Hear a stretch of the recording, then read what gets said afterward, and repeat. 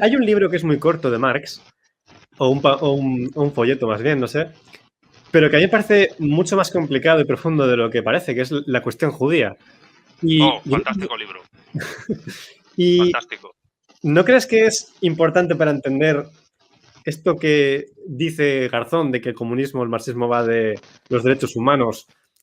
¿Tiene algún sentido? ¿Se trata este tema en la cuestión judía? ¿Tiene algún sentido para Marx, para el marxismo, los derechos humanos? La mayor crítica que se ha hecho a los derechos humanos, por lo menos a su preludio, que fue la Declaración de los Derechos del Hombre y del Ciudadano, fue la que hizo Marx en la cuestión judía. Los derechos humanos son los derechos del burgués, son los derechos del libre comercio, son los derechos de la mercancía, realmente. Son los derechos que permiten que el fruto del trabajo humano, de facto, de jure, no sea propiedad del productor directo de ese trabajo, sino del dueño de los medios de producción de la riqueza social. Entonces, pero bueno, ¿qué te puedes esperar de Garzón? Que ha acabado haciendo rankings de comida poniendo la Coca-Cola por encima de nuestro aceite de oliva. ¿Qué te puedes esperar de un tío así? O sea, un tío que me niega que el marxismo es un método acaba diciendo que la Coca-Cola es mejor que el aceite de oliva. Bueno, ese tío es para tirar a la basura. Bueno, olvidemos a Garzón. Directamente. O sea, ¿con qué narices van a alinear los trabajadores españoles sus ensaladas? ¿Con Coca-Cola? Es que no me jodas, es que es para darle de collejas hasta que se le caiga el pelo ese que se puso en Turquía, por Dios. Pero, por ejemplo, es que hay una interpretación que hago, que es que tengo que volver a releerlo, pero es que ahora no estoy para releer cosas. Pero cuando Marx critica el tema de los derechos humanos, de los derechos del hombre, es que está criticando, yo creo, lo que Benjamin Constant decía por la libertad de los modernos y el fondo de los derechos individuales, que es que los derechos humanos plantean el derecho a vivir separado. Es decir, entienden que el ser humano tiene como una especie de derecho a vivir totalmente separado, a hacer como a la libertad de su gleba. Tiene su gleba y entonces en esa gleba pues él manda y entonces es como que está anulando lo que yo creo que algo que plantea Marx cuando plantea la idea del hombre, que es que no se entiende a día de hoy y lo vemos con la proliferación que tiene la palabra autodeterminación, que es que en el fondo... Esa palabra es nefasta, porque es que es autodeterminación de naciones oprimidas, de género, de especie ya o de edad. O sea, es que es horrible. La autodeterminación es la ilustración llevada al solipsismo en sus máximas consecuencias. Pero bueno, una frase, ya termino. Que en el fondo la lucha para Marx no es la lucha por el reconocimiento. No es esa la lucha realmente en el fondo del hombre, del ser humano. A ver, porque son casi las 8 y no me quiero extender mucho con la respuesta y voy a intentar sintetizarlo solo con una frase, pero si quieres luego tú la desarrollas, o en otro directo, o en tu casa, o en Twitter.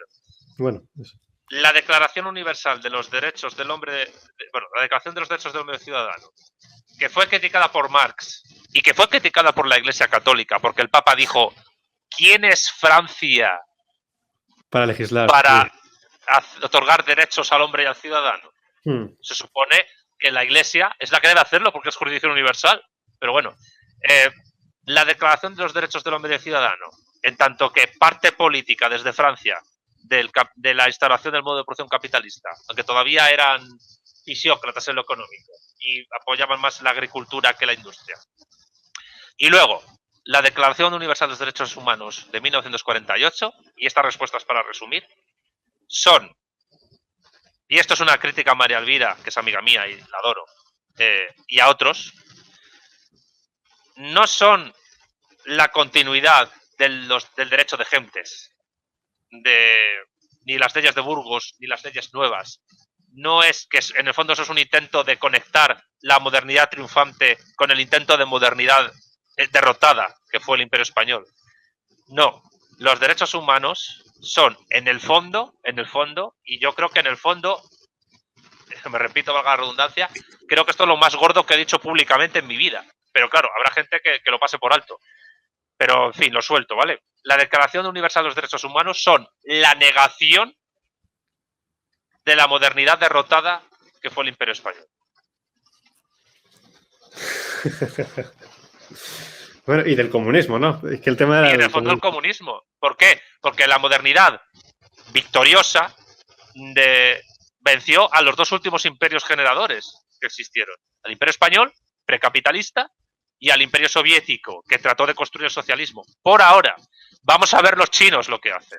Vamos a ver los chinos lo que hacen. Pero la Declaración Universal de los Derechos Humanos no es, o sea, el derecho de gentes no es la antesala de los derechos humanos.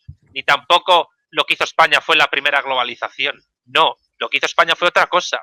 Lo que hizo España fue tratar de construir una monarquía universal como la intentó hacer Alejandro Magno, pero bajo égida ideológica católica, que es distinto. O sea, el Hermes católico que escribió Pedro Insua, ¿qué es el Imperio Español? Es una Macedonia católica, una Alejandría católica. Eso es lo que intenta hacer el Imperio Español. Crear Alejandrías católicas, conectando la filosofía griega y el derecho rumano a través de la Iglesia en un nuevo mundo, pero controlando dos océanos. Y eso duró hasta la independencia de Portugal. Y luego hasta la caída absoluta en el siglo XIX del Imperio. Y la Declaración Universal de los Derechos Humanos, como además es apátrida, es cosmopolita, porque no habla de territorios y los derechos siempre se tienen que ceñir a territorios. Primero, solo es una declaración moral, pero al mismo tiempo es la negación de la territorialidad de la aplicación de los derechos y deberes. Y la comunidad exige, en lo que a derechos y deberes se refiere, territorio. Porque el territorio es la expresión histórico-geográfica de la acción del cuerpo sobre la naturaleza y la sociedad. Y esto es catolicismo puro. El tema es que esa modernidad católica, alejandrina, que España trata de hacer, es derrotada por la modernidad individualista, casi solipsista y subjetivista de la revolución industrial capitalista de corte protestante.